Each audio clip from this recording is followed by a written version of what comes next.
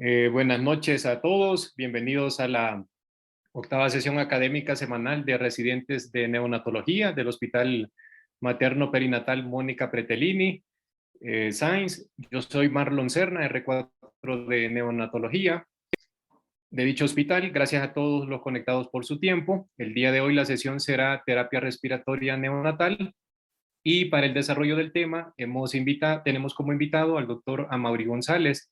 Él es neumólogo pediatra, egresado del Instituto Nacional de Pediatría, con alta especialidad en fisiología y terapia respiratoria, egresado del Instituto Nacional de Enfermedades Respiratorias, de donde es adscrito al Departamento de Fisiología y Terapia Respiratoria.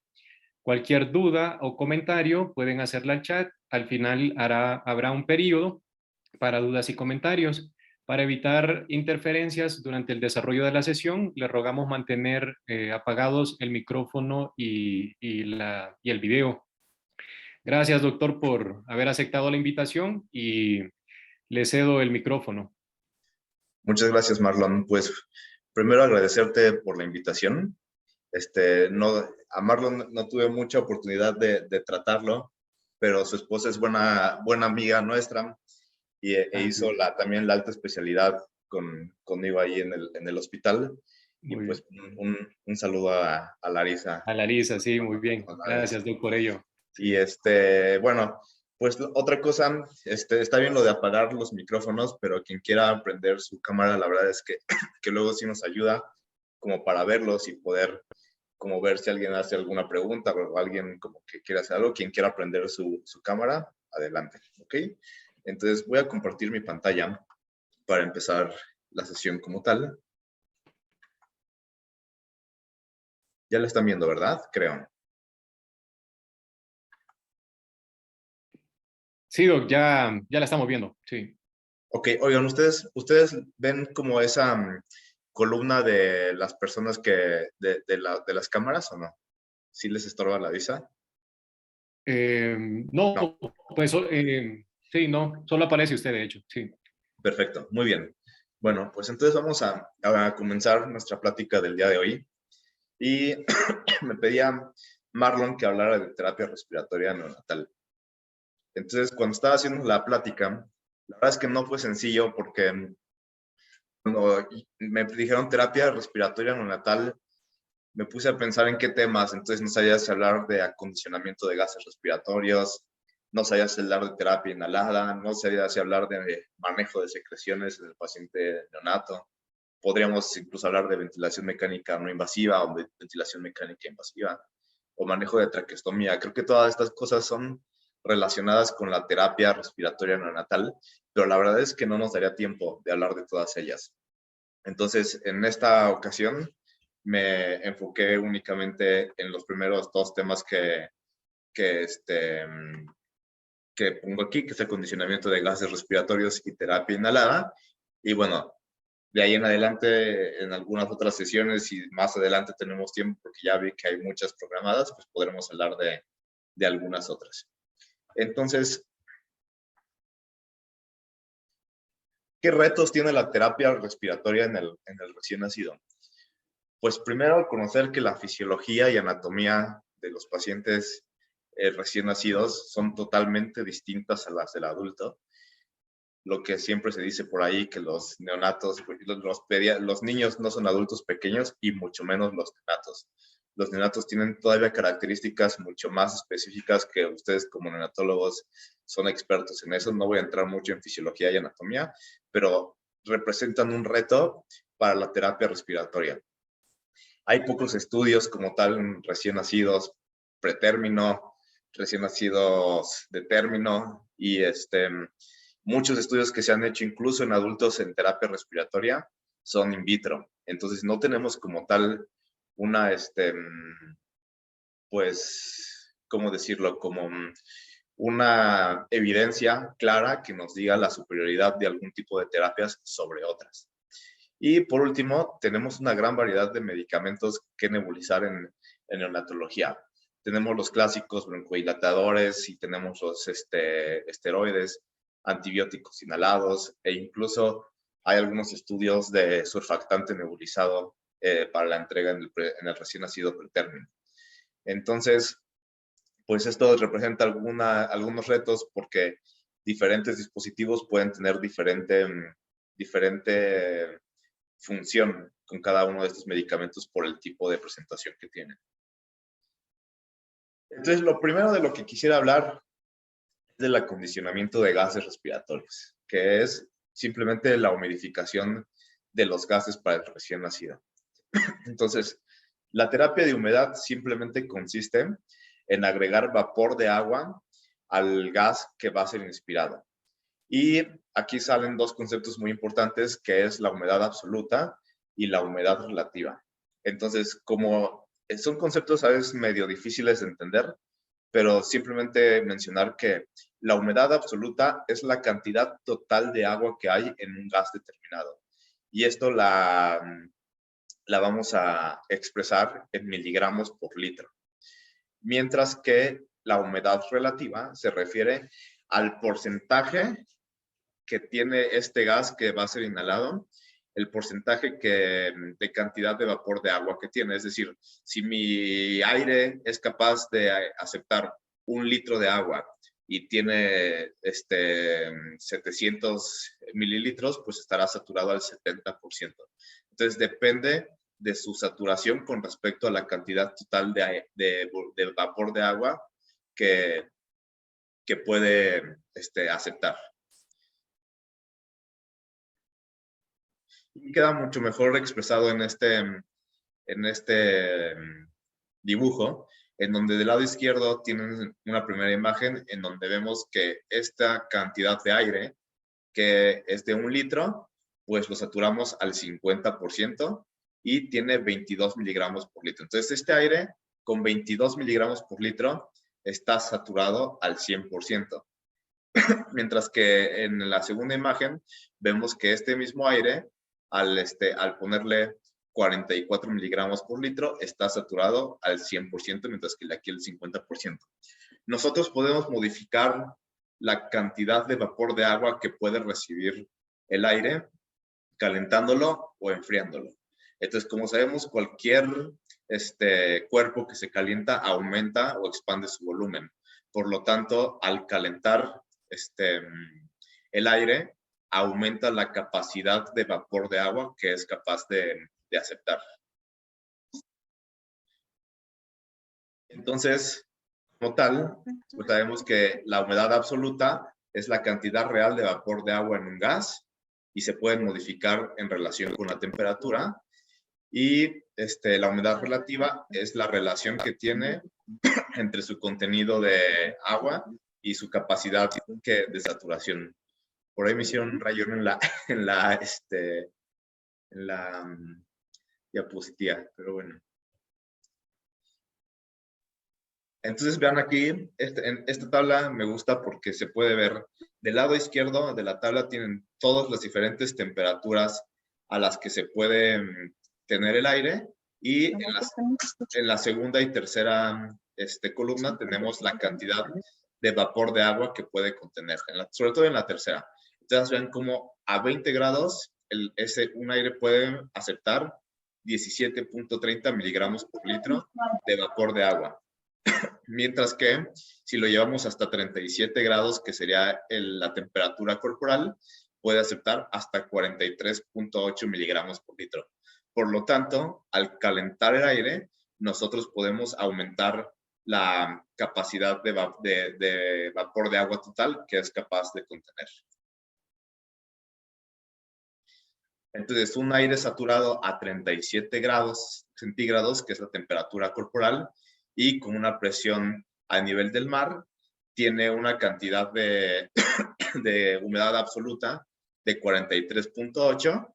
Sin embargo, si este mismo volumen estuviera saturado al 50%, estaría saturado con 21.9 miligramos por litro.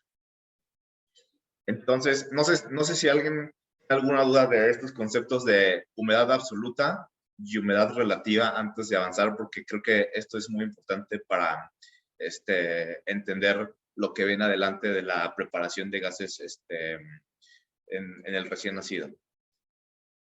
Por ahí doy unos segunditos en el chat o si alguien quiere preguntar.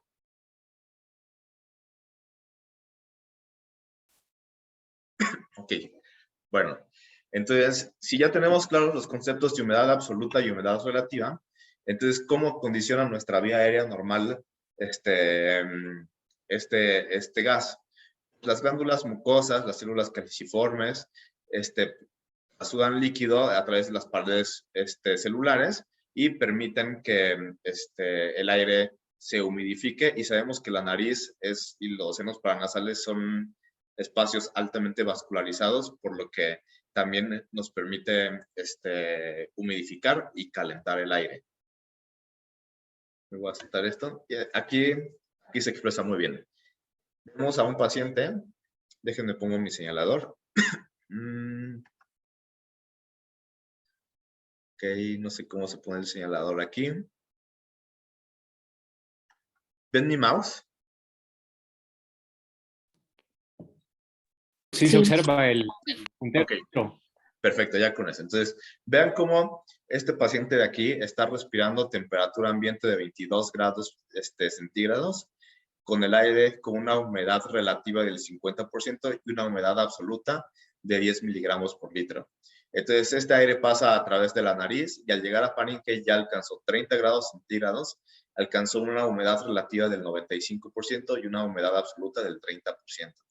Y a lo largo de lo que es la tráquea, se llega al punto de saturación isotérmica, que está a 5 centímetros de la carina, y este aire ya se entrega a 37 grados centígrados con una humedad relativa del 100% y una humedad absoluta de 43.9%. Miligramos por litro, perdónenme. Entonces, si vemos, entre la entrada de aire y el punto de saturación isotérmica, tenemos un déficit de 33.9 miligramos por litro de humedad. Esto es importante porque el paciente en ventilación mecánica invasiva o no invasiva, pues la cantidad de flujo que le vamos a dar a través de la nariz no permite que las narinas y los cornetes y narices cumplan esta función total de calentar el aire, y obviamente el paciente intubado pues salta por completo este mecanismo de acondicionamiento de la vía aérea. Entonces tenemos que pues nosotros agregar humedad y temperatura de alguna manera.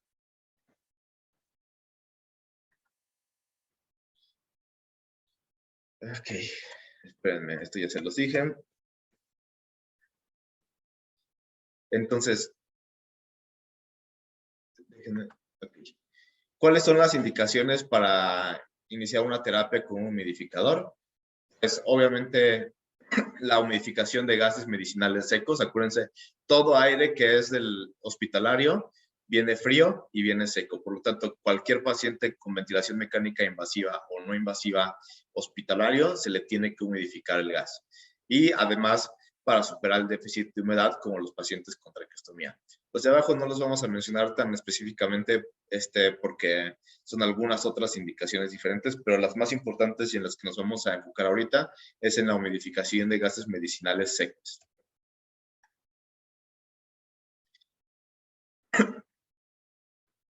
¿Y qué complicaciones tenemos acerca de no calentamos la humedad?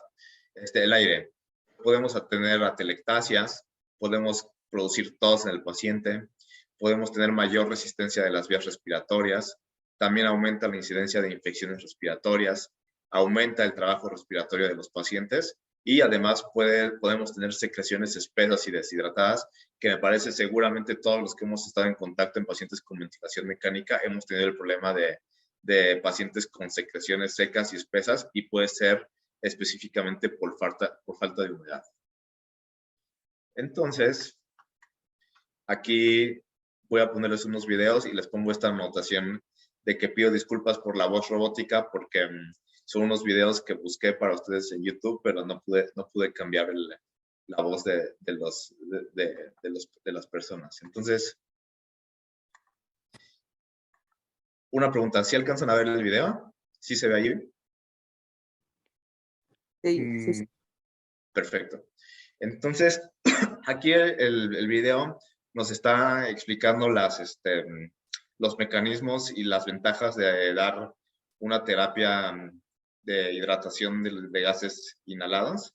Y nos va a presentar un ejemplo en el que del lado izquierdo tenemos un aire que está humidificado al 100%, mientras que del lado derecho tenemos un aire que está humidificado únicamente al 90% por 15 minutos. Es importante que aquí veamos, lo detuve un momento, solamente se disminuyó 10% el porcentaje de humedad relativa. Ni siquiera es un paciente que no tiene ningún porcentaje de humedad. Entonces vamos a ver cómo puede moverse. Pues vean aquí cómo todos esos detritus y todas estas partículas que son externas al tracto, lo voy a regresar, con humedad al 100%, el batido mucociliar es totalmente efectivo. Mientras que si lo tenemos con un aire seco, todas estas bacterias, virus o detritus celulares que puede haber se quedan totalmente estáticas en la vía aérea. Y esto solamente pasa con una humedad relativa 10% menor que lo que quisiéramos tener. Y este segundo video sí tiene voz, pero escuchar. No se mira el video. ¿No ven el video? No se mira. Ah, perdónenme, a ver. Ok, ¿ahí lo ven? Todavía no. Estoy compartiendo la pantalla, no sé por qué no se ve. O sea, sí se mira donde dice videos, pido disculpas por la voz robótica, pero el video como tal no se mira. Ah, ya sé, a ver. Ajá. A ver, ¿ahí lo ven? Ahí todavía no. Solo que tendría que de compartir pantalla, salirse y lo comparte así como fuera de la presentación. Porque está compartiendo, bueno, la pantalla que se comparte es la de la presentación en este momento. Ah, ya te entendí, ok. Sí. Ok, espérame. Ya. Entonces el video para el pasado no lo vieron. El pasado no se vio. Ok, avísenme. Ok, ya lo están viendo, ¿no? Creo. Ahorita sí, ya de YouTube. Sí. Ok, bueno, entonces les vuelvo a explicar. Del lado izquierdo tenemos el 100% de humedad y del lado derecho solamente es un déficit de humedad de 10% de la humedad relativa. Y entonces van a ver cómo empieza a moverse del lado izquierdo, se mueve correctamente todas estas partículas, mientras que del lado derecho se quedan totalmente estáticas. Y esto es lo que puede pasar con un déficit de humedad del 10%. En el segundo video que les voy a poner acá, perdón, ¿se escucha la voz del video? Del video, bueno, no. Ok, entonces déjenme, yo se los voy explicando, solo lo callo aquí. Ok, en este segundo experimento, lo que hacen ellos, déjenme nada más que corran. Ok, entonces aquí tenemos un aire que está a 38% de temperatura y con 100% de humedad relativa. Lo van a poner a correr y vean cómo con esa temperatura, déjenme lo adelanto un poco. Vean, se mueve totalmente estos detritos. Y aquí lo que están haciendo es que están bajando la temperatura y la humedad. La bajaron a 24 grados centígrados y a 60%. Y vean cómo se detiene por completo. Pero una vez que le vuelven a aumentar la temperatura y la humedad, vuelve a regenerarse o a restaurarse el batido ciliar normal. Entonces, esto es muy importante porque a pesar de que el paciente no tenga humedad desde el primer momento, al agregarla posteriormente se puede volver a recuperar el batido ciliar normal de la vía aérea. Y entonces regresamos a la presentación. No sé por qué pude pedir disculpas por la voz robótica si de todas formas no se escucha, pero bueno. Entonces tenemos algunos principios físicos de los humidificadores en el que nosotros tendremos que agregar temperatura de alguna manera. También el área de superficie de contacto es importante en los humidificadores, el tiempo de contacto y la masa térmica. Entonces, la masa térmica se refiere a la cantidad de agua que está disponible para agregar. Y tenemos dos tipos de humidificadores. Tenemos los humidificadores que son activos y los humidificadores pasivos. Y antes de entrar a ver como tal los humidificadores pasivos y los humidificadores activos en el recién nacido, quisiera dar algunas consideraciones especiales que tenemos en la humedad en los recién nacidos.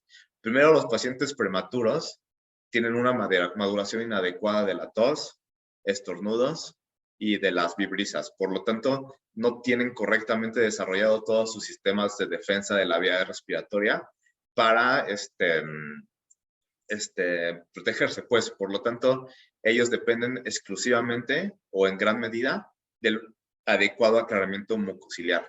Por lo tanto, como vimos en los videos pasados, la humedad es indispensable para que no tengamos ningún problema en el aclaramiento mucociliar. Entonces, en otras consideraciones del recién nacido es que la humedad, agregar humedad a los gases inhalados es indispensable para conservar la temperatura y energía.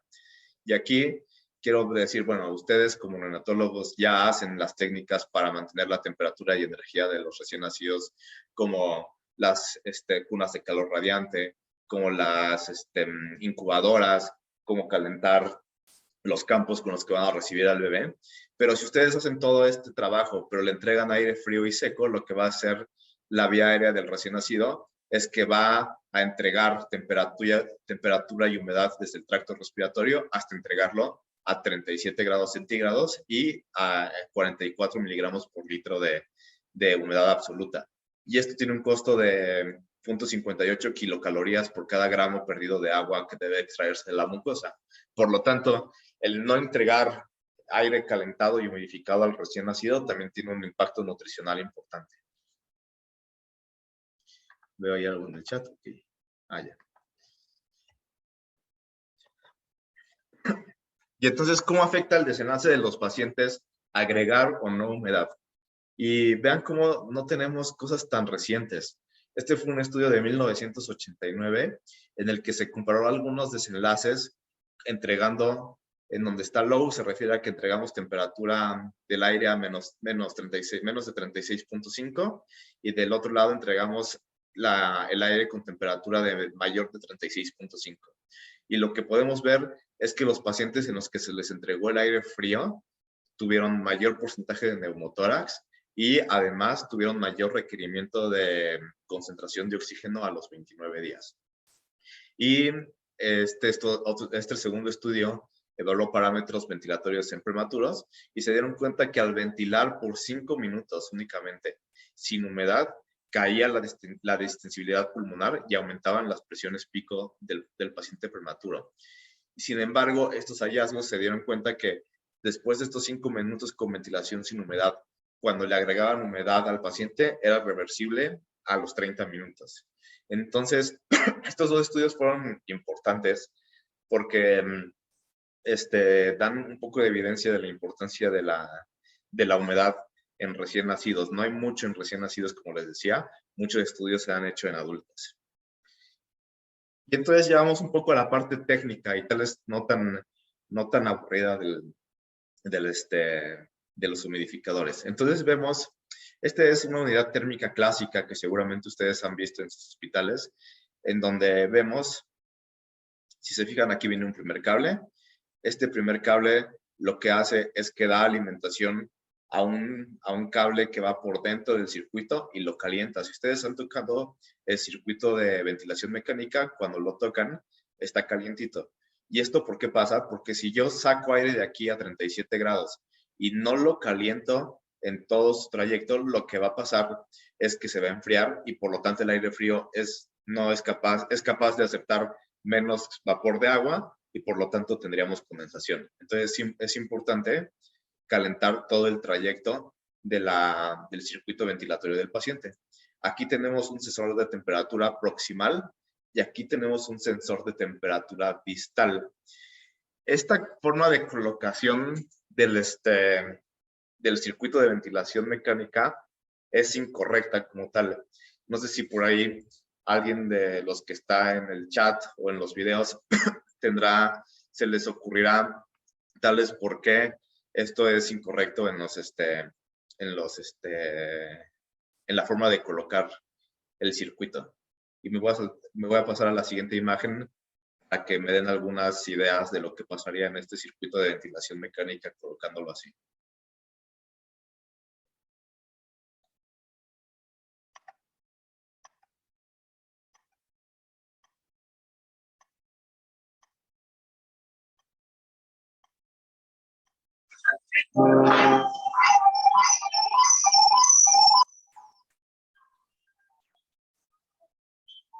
¿No? Por ahí escucho a alguien que puse, pero no, nadie tiene alguna idea tal vez de lo que pasaría o algo que se les ocurra, pues, yo sé que tal vez no es tan sencillo.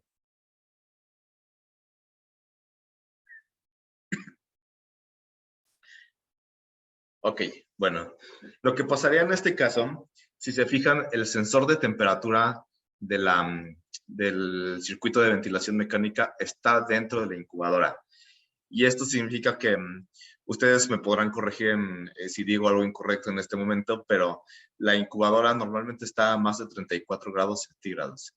Entonces, esto calentaría este sensor de temperatura y por lo tanto haría una retroalimentación a la máquina que diría que estamos entregando el aire más caliente de lo que se debería, cuando no es verdad, simplemente es un efecto en el que se está calentando por efecto de la temperatura propia de la incubadora.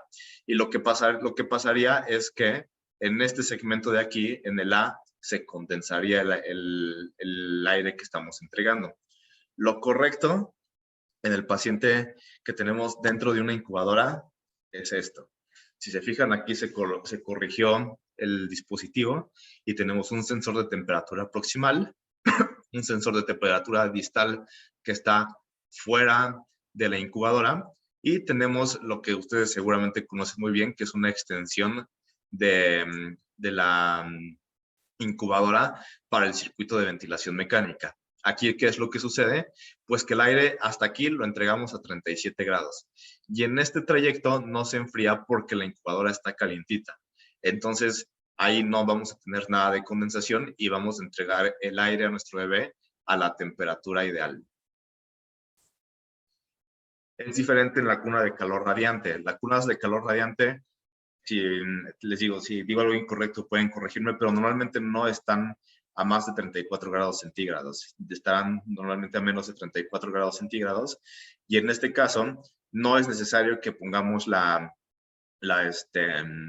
extensión de incubadora. Si se fijan aquí, la extensión que tenía este paciente se retiró. Y es un problema frecuente en los pacientes con prematuros y por lo que me he encontrado en unas ocasiones que las personas apagan la unidad térmica. Porque si tú en este caso, como está aquí, dejas la extensión de la incubadora, en ese trayecto el aire se va a enfriar y se va a condensar. Entonces, si tú dejas la extensión de incubadora en un paciente en cuna de calor radiante, seguramente vas a tener problemas frecuentes de condensación en el circuito de ventilación mecánica. Por lo tanto, en el paciente que está en esta situación, tenemos que retirar este segmento que está aquí, el circuito de ventilación mecánica. Y sé que no se utilizan tanto, pero también existen humidificadores pasivos en neonatología, que son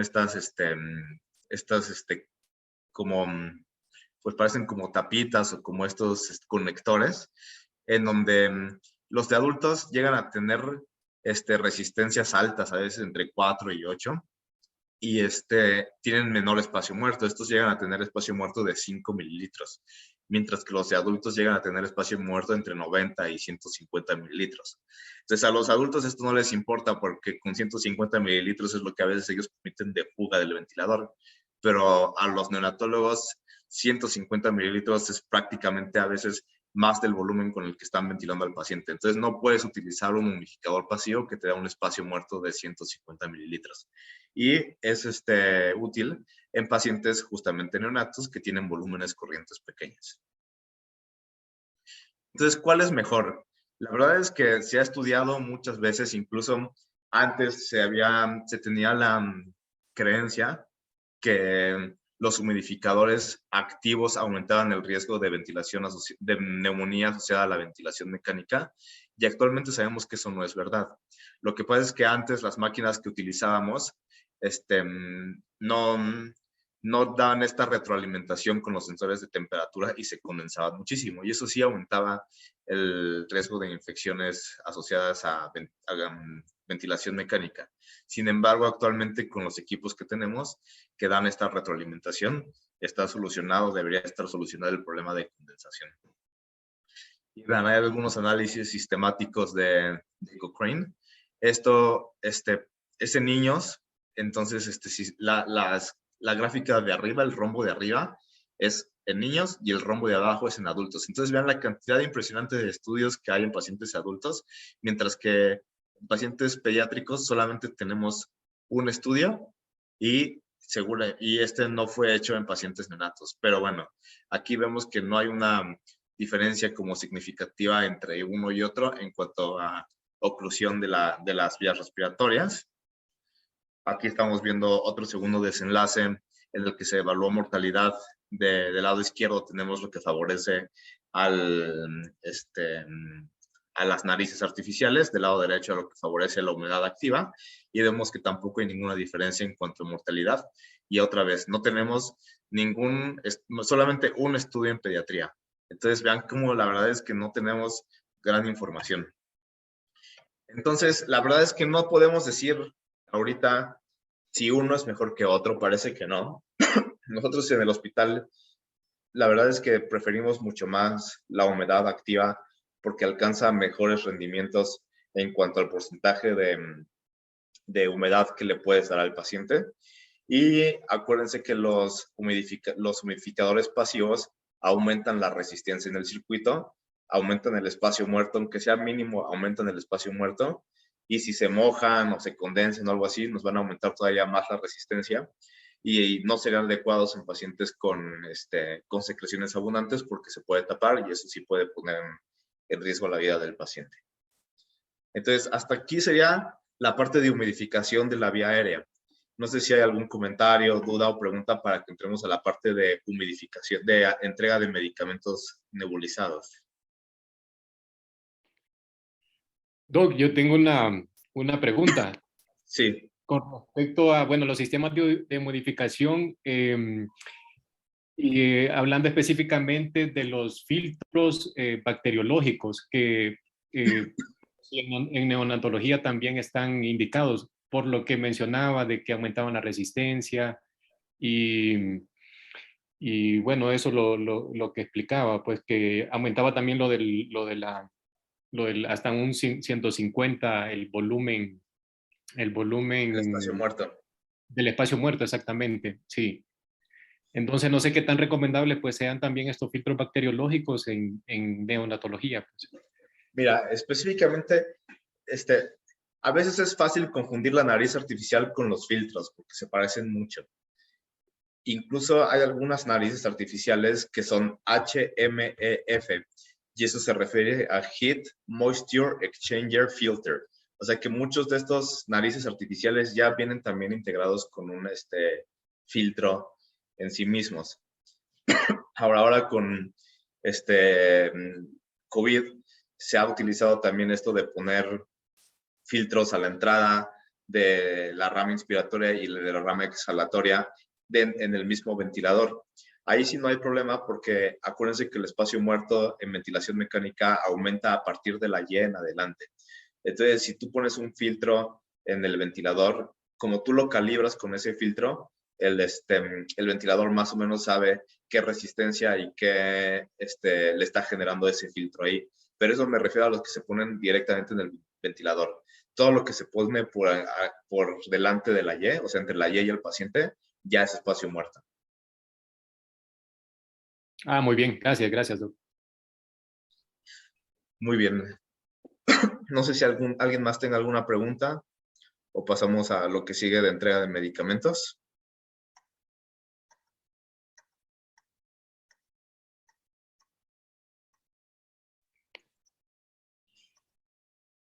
Ok, bueno, pues entonces pasamos a lo que sigue, que es entrega de medicamentos en pacientes recién nacidos. Y bueno, recién nacido tiene algunos factores intrínsecos y extrínsecos al entregarle medicamentos que van a ser de importancia. Entonces vamos primero a revisar los intrínsecos, que a veces no, estas partes intrínsecas nosotros no las vamos a poder modificar mucho. Son pacientes que son respiradores nasales y en la nariz filtra partículas, por lo tanto esto nos dificulta a veces la entrega de medicamento.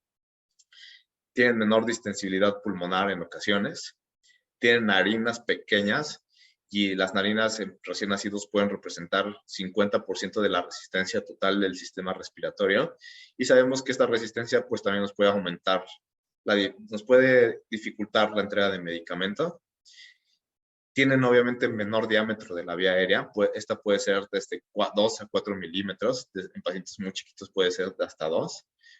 Y esto también pues dificulta la entrega de medicamento porque mucho del medicamento que nosotros intentamos entregar al recién nacido se queda en nariz y en tráquea, vías aéreas centrales. Por otro lado, tienen frecuencia respiratoria alta y aquí tuve un error, perdón, me presentan volúmenes corrientes bajos. Entonces, estos son retos que tiene ya como tal el paciente recién nacido y que nosotros esto no lo podemos modificar. Sin embargo, sí podemos tener alguna incidencia en los factores extrínsecos que hablan del tipo de nebulizador que vamos a utilizar, en el tamaño de partículas que entrega cada uno de los nebulizadores, colocarlo en la adecuada posición en el circuito ventilatorio, el flujo que vamos a programar, colocar o no humedad, la interfase que vamos a utilizar para nebulizar al paciente. Por ejemplo, vean aquí cómo están en esta imagen, puse un neonato que está siendo nebulizado con mascarilla. Obviamente los recién nacidos prematuros no pueden ser nebulizados con boquilla, pero por ejemplo los pacientes con ventilación no invasiva, con puntas nasales o con una interfase de ventilación no invasiva, pues son otro reto particular, además del paciente que está intubado. Y por último, la presentación del medicamento que tengamos. Entonces, en este tipo de cosas sí podemos incidir nosotros. Entonces, aquí les pongo un ejemplo como de ejercicio en el que podemos darnos cuenta tal vez de lo difícil que es entregar medicamentos al recién nacido. Entonces, quiero que imaginemos a un paciente pretérmino que pesa 1.250 kilogramos y tiene una frecuencia respiratoria de 60, como estoy aquí, con un volumen corriente de 6 mililitros por kilo. Entonces, ya que tenemos estos conceptos, vayamos al segundo renglón que dice bias flow. No sé si están como familiarizados con este concepto del bias flow, pero se refiere, el bias flow es un flujo constante que el ventilador da a través de la rama inspiratoria y expiratoria sin que sea necesariamente el volumen o el flujo que va hacia el paciente. Entonces, como base, el ventilador siempre está mandando aire a través del circuito, ¿ok? Esto nos permite, por ejemplo, el trigger por flujo. Entonces, cuando el ventilador detecta una disminución de 2 litros por minuto, por ejemplo, de su flujo base, que es este bias flow, pues entonces da el trigger al paciente. Entonces, ahí tenemos un bias flow de 7 litros por minuto del ventilador. Y quiero que imaginemos que queremos nebulizar una dosis de 2.5 miligramos a este paciente prematuro, de lo que ustedes quieran. Y le ponemos un dispositivo que sabemos que nos da 2.5 miligramos por minuto. O sea, en un minuto, toda esta dosis que queremos nebulizar al paciente tendría que ser administrada. Entonces, vamos a hacer el ejercicio. Entonces, este paciente con un volumen corriente de 6 mililitros por kilo, nos daría un volumen corriente de 7.5 mililitros por el peso que tiene. Y si tiene 60 de frecuencia respiratoria, significa que está respirando 450 mililitros por minuto. Y nosotros pusimos el nebulizador aquí. El gran problema que tiene entonces es que este aire, este medicamento inhalado, no se va a distribuir únicamente en estos 450 mililitros que tenemos del paciente, sino que se va a distribuir en los 7 litros de flujo base que tiene nuestro ventilador. Entonces, si hacemos la regla de 3, estos 450 mililitros únicamente representan 6.4% de la dosis total emitida. Significa que simplemente al momento de entregar el medicamento, ya perdimos prácticamente el 90% de la dosis en el mismo circuito del ventilador mecánico. Y además, eso se refiere a lo que entregamos aquí en la nariz, pero a partir de ahí viene la resistencia de la nariz, faringe, lo que se queda en tráquea, lo que se queda en las bifurcaciones del sistema respiratorio. Por lo tanto, a veces en pacientes recién nacidos pretérmino o recién nacidos en general, a veces la dosis real que le estamos entregando del medicamento que nosotros estamos nebulizando es únicamente el 1% de la dosis que nosotros estamos entregándole en el ventilador. Por lo tanto, primero, ya, gran parte del medicamento que entreguemos se va a perder en el circuito del ventilador. Y entonces nosotros tenemos que incidir eligiendo correctamente el dispositivo con el que vamos a nebulizar a nuestro paciente. Entonces tenemos diferentes tipos de nebulizadores. Están los tipo jet o neumáticos, que son los que todo el mundo conocemos. Están los de membrana, que no sé si en su hospital los tienen disponibles, pero la verdad es que son en este momento los mejores. Y los ultrasónicos han caído en desuso porque calentaban los medicamentos y ya no, y por eso se dejaron de usar, porque los desnaturalizaban. Entonces tenemos estos típicos que seguro ustedes conocen, en donde está el dispositivo tipo jet, en donde se entrega gas presurizado, se le pone un flujo entre 6 y 9 litros y se nebuliza el medicamento. Estos dispositivos tipo jet generan partículas entre 1 y 5 micras que son correctas para nebulizar al paciente. Y aquí hay algunos factores que pueden alterar su rendimiento. En específico, ahorita vamos a hablar de la posición, pero me gustaría saber qué opinan ustedes de los mililitros de llenado de estos dispositivos y del volumen residual del dispositivo. Cuando ustedes indican, no sé, imagino Pulmicort, que viene de 2 mililitros, y cómo lo indican, diluido o no lo indican diluido, o cuáles son la forma en la que indican este tipo de medicamentos nebulizados con dispositivo tipo jet, que es prácticamente unos que están disponibles en todos los hospitales. Me gustaría conocer su opinión.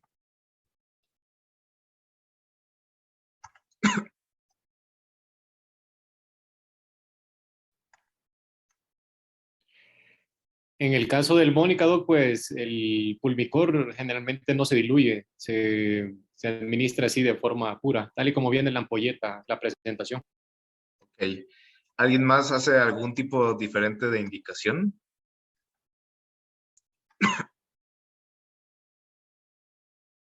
Ok. Pues creo que probablemente ahí en el chat alguien contestó que lo diluyen. Ok. Entonces, miren, este tipo de dispositivos como tal, en un espacio muerto alto. Es decir, es el medicamento que se queda dentro del mismo dispositivo antes de que lo entreguemos. Entonces, tienen a veces entre 1 y 1.5 mililitros del medicamento que estamos nebulizando. Entonces, si yo tengo 2 mililitros de medicamento disponible y 1.5 mililitros de volumen se queda en el mismo dispositivo, no sé qué porcentaje de dosis sea, pero es alto, creo que es como el 70% de dosis que se pierde en el mismo dispositivo. Por ahí alguien contó, ok, diluido, sin diluir, veo que hay cosas ahí medio controvertidas. En cambio, si tú diluyes estos mismos 2 mililitros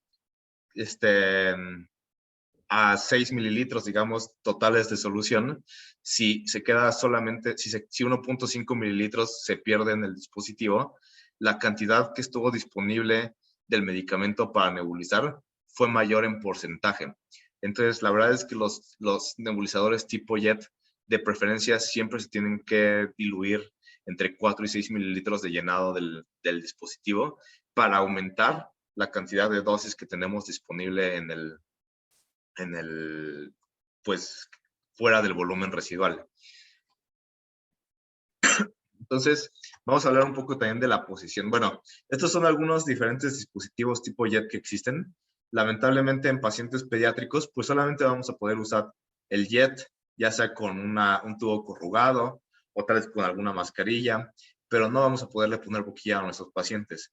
Y esto nos dificulta porque si se fijan, el tipo C y el tipo D se ponen con boquillas, y estos son medicamentos, son dispositivos que se activan con la inspiración. Entonces aumenta el porcentaje de dosis que tenemos disponible. Sin embargo, en recién nacidos, pues es muy difícil de poderlos utilizar. Por otro lado, tenemos los nebulizadores de malla, que estos nebulizadores de malla se conectan a un control que ahorita les voy a mostrar y hacen vibrar una placa que tiene de entre 1000 y 6000 orificios y generan el aerosol. Y se ha demostrado que los nebulizadores de malla tienen mayor depósito pulmonar, esto en adultos hasta 30%, ya vimos las características del recién nacido prematuro. Seguramente ustedes han visto este dispositivo que está del lado izquierdo en algún lugar, en donde se coloca, este es el control del equipo, se conecta, este es el que le da la fuente de energía al dispositivo, aquí el dispositivo se abre, ahí se coloca el medicamento y se nebuliza muy rápido y prácticamente con nulo medicamento residual en el dispositivo, lo que nos hace considerar que es mejor con respecto al JET, porque el JET tiene mucho volumen residual en el dispositivo. Los ultrasónicos prácticamente me los voy a saltar porque no son, no se utilizan ya. Entonces, miren, esta es algunas formas de nebulizar al paciente en diferentes tipos de ventilación.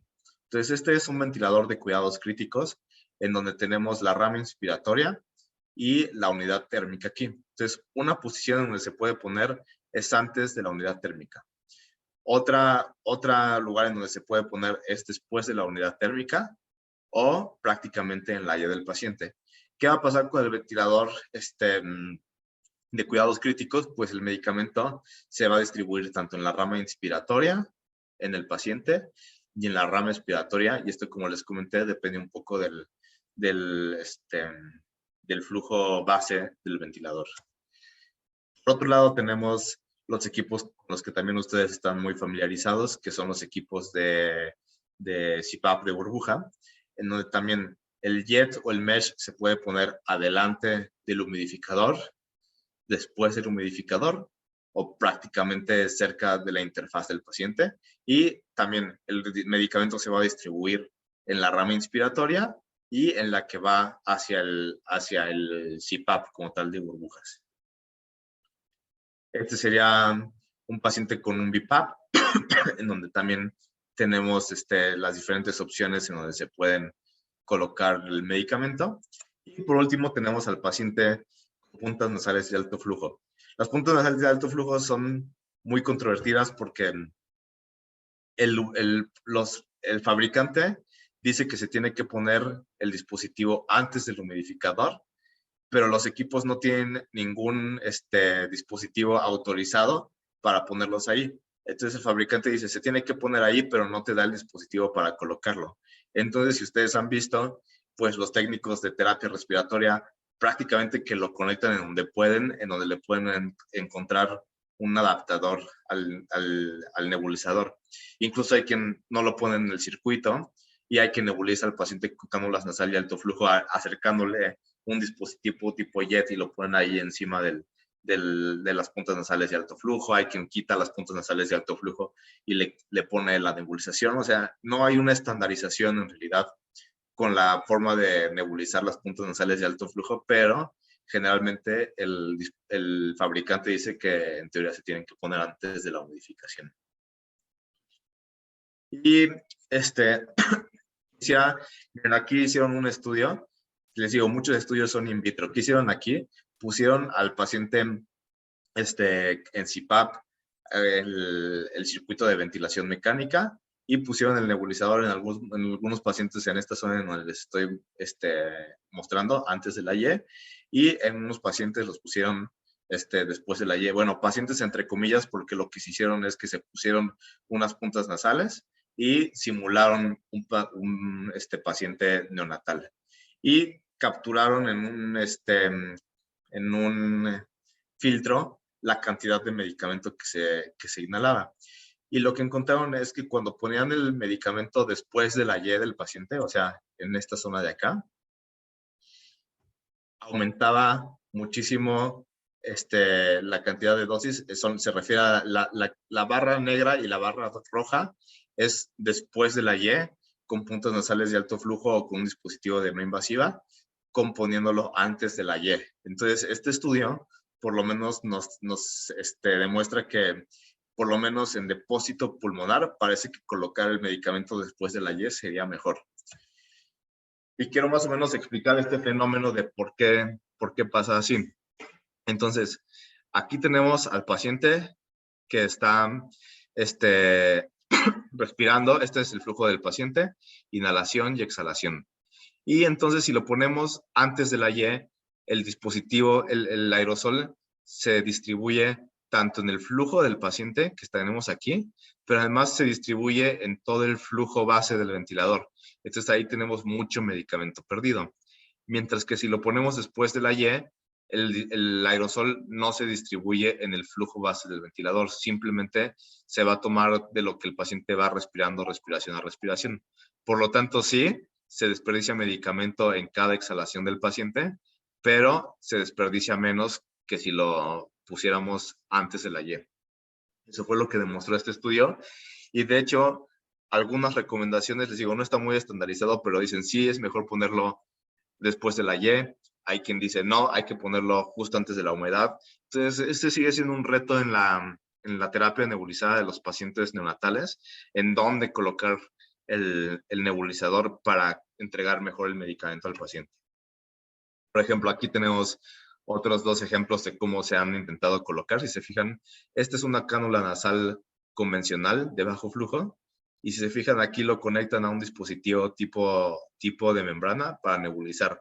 Pero la verdad es que, o sea, específicamente ese tipo de conector no está disponible en ningún lugar. Entonces, es muy difícil colocar una nebulización con este dispositivo tipo membrana en el paciente prematuro o recién nacido con cánulas nasales de bajo flujo. Mientras que en las puntas nasales de alto flujo, justamente esta es la posición en donde el fabricante dice que es mejor colocar el dispositivo antes de que entre el flujo a la humedad. Ahí se coloca y después se pondría. Entonces, la desventaja que tenemos es que este tipo de conectores solamente se pueden, por ejemplo, en unas unidades Fisher & Paykel. Pero para las unidades que tienen la mayoría de los hospitales, que pueden ser las unidades Airvo o las unidades Vapotherm, no existe un conector específico para poderlo poner ahí. Entonces, ¿qué hacen los técnicos de inhaloterapia? Justamente en esta conexión entre el circuito y la interfase del paciente, ahí le ponen una Y y ahí lo conectan como pueden para nebulizar al paciente con puntas nasales de alto flujo. Y vean la cantidad de dosis que se llega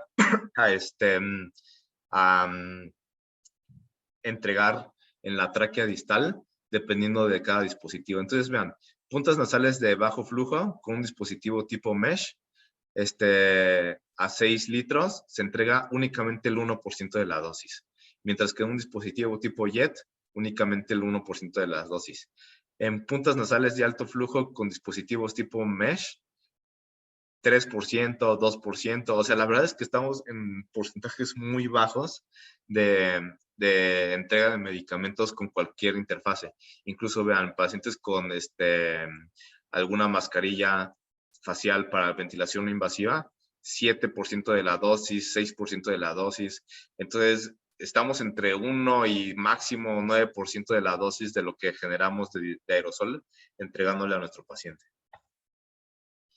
Y vamos a ir viendo cada uno de los dispositivos, qué ventajas tiene. Pues lo que les decía, ¿no? El dispositivo tipo JET se tendría que poner en la rama inspiratoria. Tiene muy altos volúmenes residuales. Y pues el porcentaje de dosis entregada es muy bajo. Perdónenme. Mientras que los dispositivos tipo mesh, pues se puede poner tanto en la rama inspiratoria como después de la Y. El volumen residual que presentan es pequeño y se entrega a temperatura ambiente y es mayor el porcentaje de dosis emitida. Entonces, la verdad es que el dispositivo tipo mesh se ha estado volviendo como el estándar de nebulizaciones en ventilaciones hospitalarias. Sabemos que se sigue utilizando el tipo JET, pero si nosotros pudiéramos elegir con qué nebulizar a nuestros pacientes, la verdad es que lo ideal sería que todos estuviéramos utilizando dispositivos de tipo membrana. Y los dispositivos de dosis medida, les voy a enseñar, me voy a saltar esta tabla para mostrarles algunos ejemplos de cómo se pueden colocar. Entonces, vean, bueno, esto es lo de Mesh. Aquí están los dispositivos de dosis medida. Se pueden colocar algunos conectores muy pequeños antes de la Y, después de la Y. Incluso hay unos dispositivos que son como espaciadores que tú puedes conectar en el mismo circuito de ventilación mecánica y ahí administrar el medicamento. Recordar que este tipo de dispositivos se tendrían que coordinar de preferencia con la inspiración del paciente.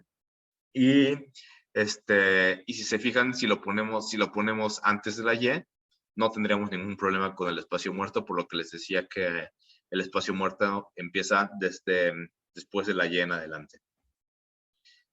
Y bueno, ya entrando como tal a las conclusiones de nuestra plática, yo diría que los recién nacidos tienen condiciones fisiológicas que cambian las estrategias de humidificación y la entrega de medicamentos comparándolos con el paciente adulto. No, los recién nacidos no son un adulto pequeño.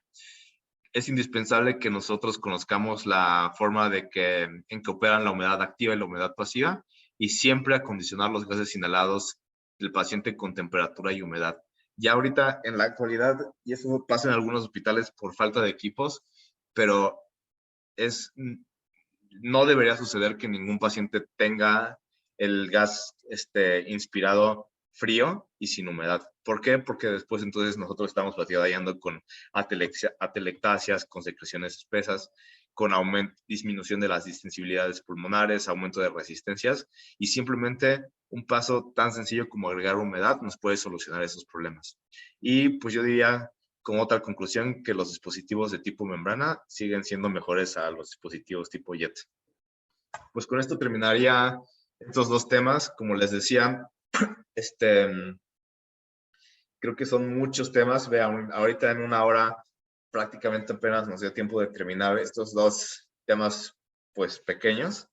Creo que podemos hacer alguna sesión de manejo de secreciones, de traqueostomía, de muchas cosas que pueden estar pues interesantes para revisar en el paciente recién nacido, pretérmino y de término. Sí, le tomo la palabra, Doc. Bien, la agendamos también. Muy Sí, bien, no sé si para darle complemento. Ujú. perfecto. No sé si haya preguntas o comentarios de los asistentes a la plática.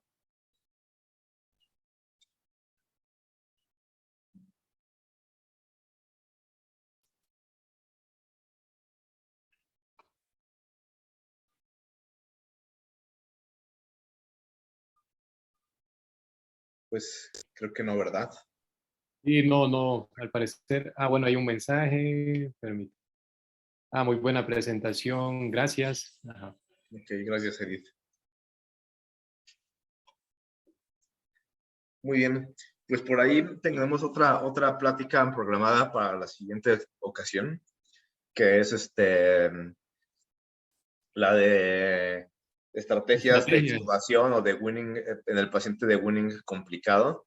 Ahí sí, la Ajá. verdad es que yo creo que Marlon medio me odia porque hay mucho winning en pacientes adultos, pero pacientes neonatos es muy difícil y las estrategias son complicadas, no se pueden hacer las mismas maniobras que con el paciente adulto o adolescente. Entonces va a ser una charla difícil de preparar y pues vamos a intentarla hacer.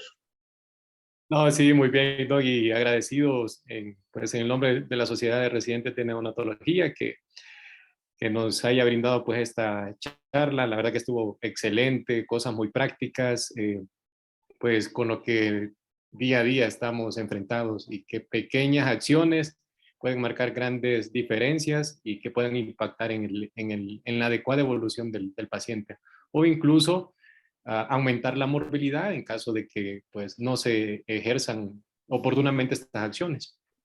Exacto. Sí. Muy bien, pues mucho gusto a todos y gracias por la asistencia. Nos vemos en la próxima sesión. Vaya, pues muy bien, doctor. Gracias. Buenas noches a todos y un abrazo. Hasta Listo. luego. Nos vemos. Gracias, buenas Hasta luego. noches. Buenas noches.